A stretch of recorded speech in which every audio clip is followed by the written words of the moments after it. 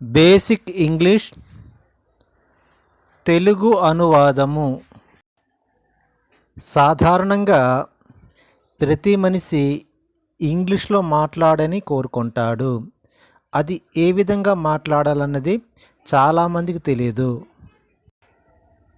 ప్రతి మనిషి ఇంగ్లీష్ మాట్లాడాలనుకుంటే ఆ ఇంగ్లీష్ యొక్క క్రియలు తప్పనిసరిగా వచ్చి ఉండాలి. అలాగైతే క్రియల సహాయంతో మనము ఇంగ్లీష్ని మాట్లాడడానికి ఇది సహాయపడుతుంది. ఈ తెలుగు క్రియల్ని ఇంగ్లీష్లో వెర్బ్ అంటారు. ఇవి first verb, second verb, third verb అనే 3 రకాలుగా ఉంటాయి. ఈ వెర్బుని కాలాలు బట్టి దీన్ని ఉపయోగిస్తూ ఉంటారు. అవేమిటంటే పాస్ట్ టెన్స్ భూతకాలము,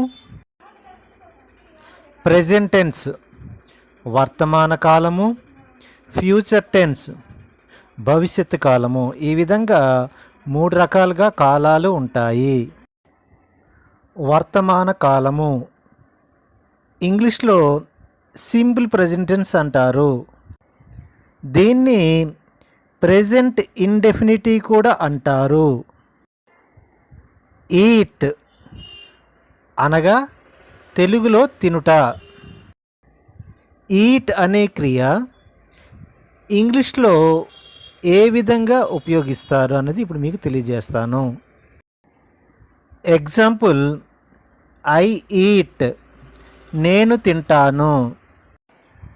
ఇందులో నేను ఏం తింటానో మీకు మెన్షన్ చేయలేదు, అయినా ఐ ఈట్ నేను తింటాను అని చెబుతున్నాను. ఐ ఈట్ ఏ యాపిల్ నేనొక యాపిల్ పండు తింటాను. ఐ ఈట్ ఏ బనానా నేనొక అరటి పండు తింటాను.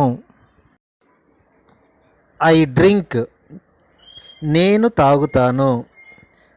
ఐ డ్రింక్ అంటే నేను త్రాగుతాను. ఏం తాగుతావు తెలియదు. ఐ డ్రింక్ వాటర్ నేను నీళ్లు త్రాగుతాను. ఐ డ్రింక్ మిల్క్ నేను పాలు తాగుతాను. ఐ డ్రింక్ కాఫీ నేను కాఫీ తాగుతాను. ఐ డ్రింక్ టీ నేను టీ తాగుతాను. ఈ విధంగా నేను తాగుతానని సంబోధించవచ్చు. ఐ సిట్ నేను కూర్చుంటాను. ఎక్కడ కూర్చుంటావు అది మనకు తెలియదు, కానీ నేను కూర్చుంటానని సంబోధించారు. I sit on the chair నేను కుర్చీ పైన కూర్చుంటాను. I sit on the bench నేను బెంచ్ పైన కూర్చుంటాను. I sit on the floor నేను గచ్చు పైన నేలపైన కూర్చుంటాను. ఈ విధంగా సిట్ అనే పదాన్ని ఉపయోగించవచ్చు. యు ప్లే ఖోఖో నీవు ఖోఖో ఆడుతావు. యు బై ఏ పెన్ నీవు కలము కొంటావు. యు ఫర్గివ్ నీవు క్షమిస్తావు. యు ఫర్గెట్ నీవు మర్చిపోతావు. యు గెట్ నీవు పొందుతావు. యు లెండ్ నీవు తీసుకుంటావు. ఈ విధంగా ఇంగ్లీష్లో సెకండ్ పర్సన్లో ఈ యొక్క వాక్యాలు ఇలా ఉపయోగించవచ్చు. సింపుల్ ప్రెజెంట్ యొక్క స్ట్రక్చర్ నిర్మాణం ఏమిటంటే subject plus verb 1 plus object. Subject అనగా కర్త, ఆబ్జెక్ట్ అనగా కర్మ. వివరణ, ఇందు సబ్జెక్ట్ గురించి మాట్లాడుకుంటే సబ్జెక్టు కర్త అనేది థర్డ్ పర్సన్ సింగులర్లో హీ, సీ, ఇట్ వచ్చినట్లయితే వెర్బ్ యొక్క మొదటి భాగం వెర్బ్ 1నకు ఎస్ కానీ ఈఎస్ కానీ సింపుల్ ప్రెజెంట్ టెన్స్లో మాత్రమే మార్చాలి. Example, he's loves her childrens అతడు ఆమె యొక్క పిల్లల్ని ఇష్టపడతాడు. షీ సెల్స్ కేక్స్ అతడు ఈ యొక్క కేకుల్ని అమ్ముతాడు. హీ రైట్స్ ద లెటర్స్, అతడు లెటర్ని వ్రాస్తాడు. హీ రీడ్స్ బుక్, అతడు పుస్తకాలు చదువుతాడు. హీ స్పీక్స్ ఇంగ్లీష్, అతడు ఇంగ్లీషు మాట్లాడతాడు. హీ కమ్స్ యువర్ హోమ్, అతడు మీ ఇంటి వద్దకు వస్తాడు. ఈ విధంగా వాడతారు. హీ గోస్ కాలేజ్ ఎవ్రీడే, అతడు ప్రతిరోజు కాలేజీకి వెళ్తాడు. హీ అనేది గోస్ అన్నది థర్డ్ పర్సన్లో ఎస్ కానీ ఈఎస్ కానీ చేరుతుంది. హీ డ్రింక్స్ కాఫీ డైలీ, అతడు ప్రతిరోజు కాఫీని తాగుతాడు. The earth rounds the sun, భూమి సూర్యుని చుట్టూ తిరుగుతూ ఉంది. ఐ టేక్ రెస్ట్, నేను రెస్ట్ తీసుకుంటాను.